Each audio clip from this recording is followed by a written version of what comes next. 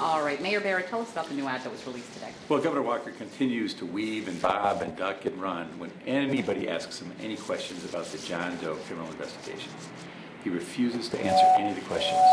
And so we have a new ad today that asks two basic questions. One question is, why won't he release the emails that will establish once and for all whether he knew about the secret email system that was located in his county executive office, 25 feet from his office, that was used for political purposes and campaign fundraising purposes. All he has to do is release those emails if he had anything to do with them. Take it from the top? Yeah, let's do that one. Okay. Apologize. Okay. Does he need to do it from the top? That would help. Okay. Oh, sorry about that, Mayor. Sorry. It's on, Shelley. Go Okay. ahead. Well, Scott Walker continues to weave and bob and duck and run whenever anybody asks him any questions about the John Doe criminal investigation that has engulfed his administration and specifically the people who worked for him when he was county executive. And so we have an ad that asks two basic questions that are very easy to answer.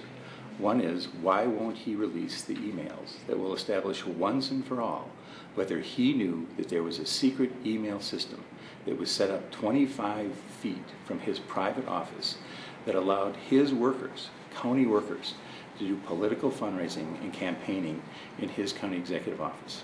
If he releases those records, we'll know once and for all whether he was involved. The second question is, why won't he tell the public who is paying for his criminal defense fees?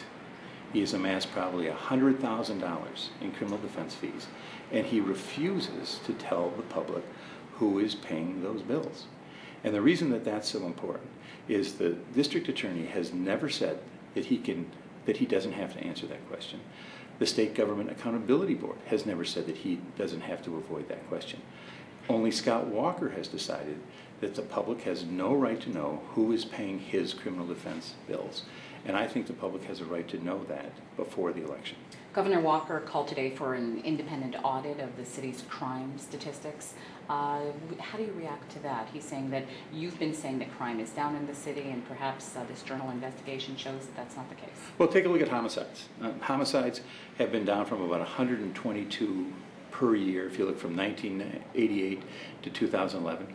In the last 4 years, they're about 82 per year. And so you have seen a sharp reduction in the number of homicides per year.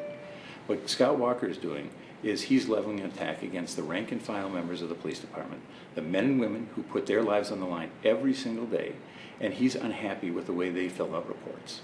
And if there are mistakes in those reports, you bet we'll correct them. You bet we'll correct them. But we will do it in a transparent fashion and make sure that's done.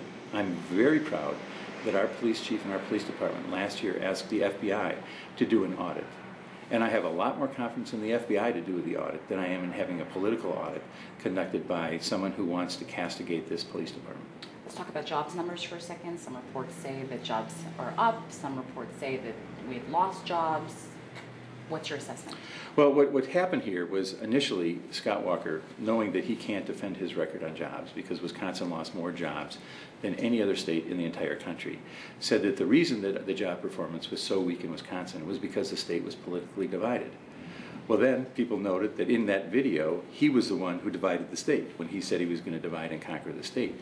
So I think they decided they had to trot out a new set of numbers that has not been the set that has been used traditionally in making the estimates of what happens here in the state with jobs.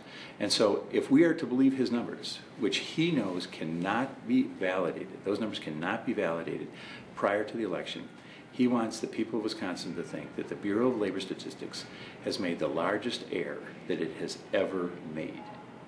I'm not going to accept that because you have an embattled governor 20 days before an election who trots out this set of numbers and within 4 hours has campaign commercials supporting those numbers. I think the people in this state can see through that. I think they can understand that if he really was sincere about using these numbers, he would have released them in a fashion that would have allowed them to be verified prior to the election. Less than 2 weeks to the recall election now, you're about 5 to 6 points behind. Your reaction? What we're seeing in our internal polls is that the race has actually tightened since those polls were taken. We think there's a lot of movement. Quite honestly, we think what's going on is people have a lot more questions about his refusal to answer any questions about these criminal prosecutions.